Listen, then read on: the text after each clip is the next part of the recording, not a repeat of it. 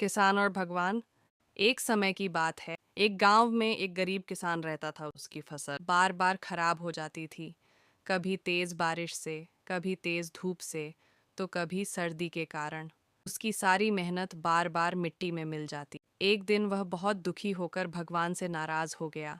तभी अचानक भगवान प्रकट हुए। किसान बोला, भगवान, आपको खेती की बिल्कुल भी समझ नहीं है। आप गलत समय पर बारिश कर देते हैं, कभी धूप बढ़ा देते हैं तो कभी ठंड। इसी वजह से मेरी फसल हर बार बर्बाद हो जाती है। एक बार मुझे मौसम अपने हिसाब से चलाने दीजिए, फिर देखिए कैसी फसल होती है। भगवान बोले।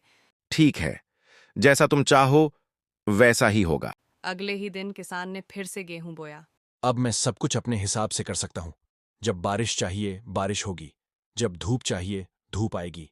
धीरे धीरे फसल हरी भरी हो गई और खेत लहलहाने लगे। किसान बहुत खुश हुआ कि इस बार उसकी मेहनत रंग लाई। लेकिन जब कटाई का समय आया तो उसने देखा, सारी बालियां खोखली थीं, उनमें एक भी दाना नहीं था। किसान तुरंत भगवान को पुकारता है।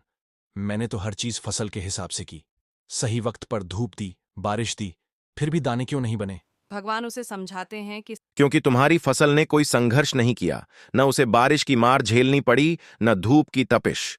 जब पौधे कठिनाइयों से लड़ते हैं, तभी उनमें जीवन और ताकत आती है। जैसे सोना आग में तपने के बाद ही चमकता है, वैसे ही संघर्ष से ही असली मजबूती आती है। किसान की आंखें भर आती हैं।